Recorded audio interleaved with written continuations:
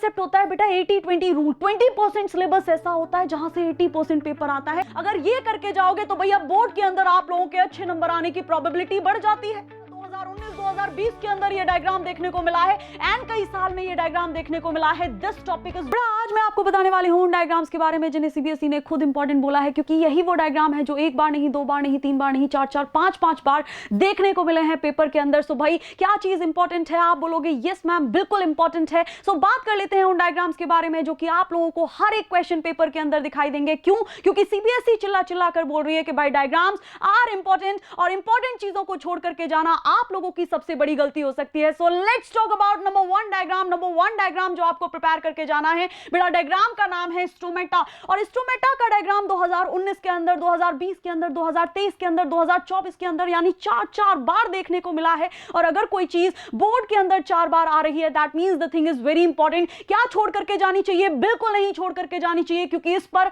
Board बार बार question पूछ रहा है and the diagram is very important.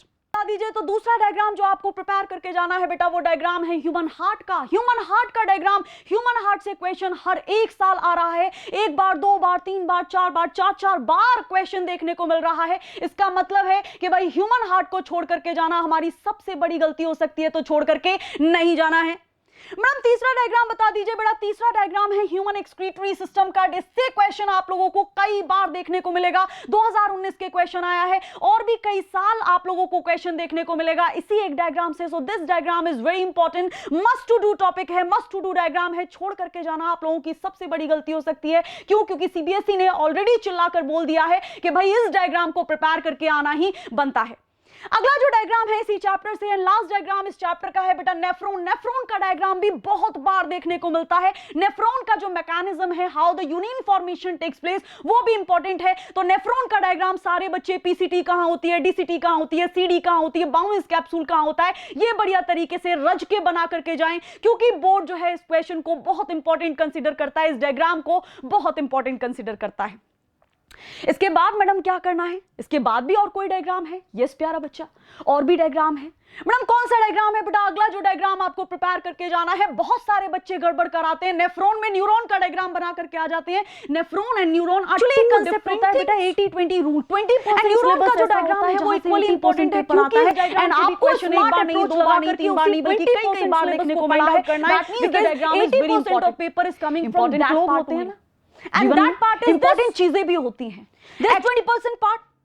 तो न्यूरॉन का डायग्राम आप लोगों को छोड़ करके नहीं जाना है। एक्सोन कहां होता है, डेंड्राइट्स कहां होते हैं, या लेबलिंग से क्वेश्चन भी आ जाता है। कभी कभी आप लोगों को पूरा डायग्राम बनाने को भी आ जाता है। So this is a must to do diagram. अगर ये करके जाओगे तो भैया बोर्ड के अंदर आप लोगों के अच्छे नंबर आने की प्रोबेबिलिटी बढ़ जाती है, बिल्कुल बढ़ जाती है मैडम। अगला कौन सा डायग्राम है? अगला डायग्राम जो आपको प्रिपेयर करके जाना है बेटा 2019-2020 के अंदर ये डायग्राम देखने को मिला है एंड कई साल में ये डायग्राम देखने को मिला है। This topic is very important as per the exam point of view. Reflex arc का डायग्राम आप लोगों को छोड़ करके नहीं जाना है। लिख लो कॉपी के अंदर कि भाई बोर्ड ने बोला है हमें कि ये डायग्राम प्रिपेयर करके जाना ही है।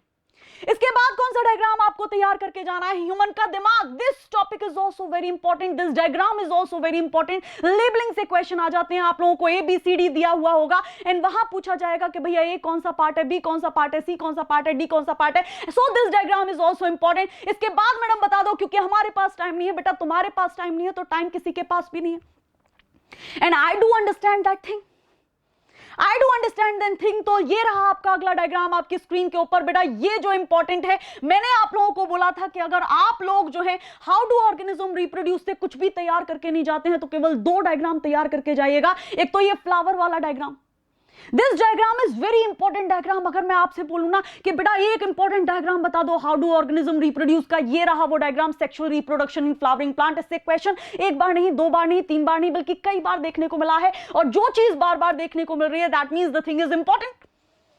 इसके अलावा मैडम आपने अभी बोला कि 2 डायग्राम आप मुझे बताएंगी, तो दूसरा डायग्राम कौन सा है जो ज्यादा इंपॉर्टेंट है? बेटा दूसरा डायग्राम जो ज्यादा इंपॉर्टेंट है वो ये है, यानी कि नंबर 1 इंपॉर्टेंस जो है वो रखता है लॉन्गिट्यूडनल सेक्शन ऑफ फ्लावर, यानी कि sexual reproduction in flowering plant का जो फ्लावर वाला डायग्राम है that is important, that is very important.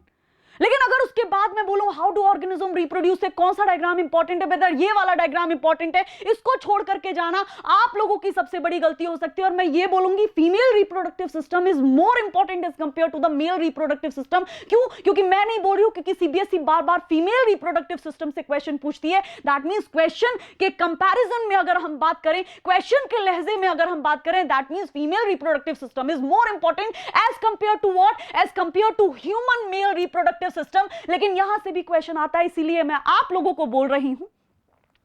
बड़ा देखो, ऐसी बात तो है नहीं कि आप लोग जो है इतने बेकार हैं, आप लोग जो है इतने बेकार हैं कि आप लोगों से 8-10 डायग्राम प्रिपेयर नहीं होंगे। बिल्कुल नहीं। मेरी क्लास का एक भी बच्चा ऐसा नहीं है जो कि 8 से 10 डायग्राम को प्रिपेयर ना कर सके। अगर ये भी नहीं होता है बेटा, देन बहुत गड़बड़ है, देन बहुत गड़बड़ है।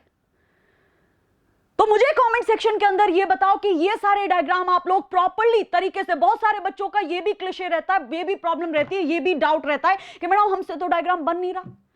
बेटा क्या मेरे से स्टार्टिंग में डायग्राम बनते होंगे? नहीं।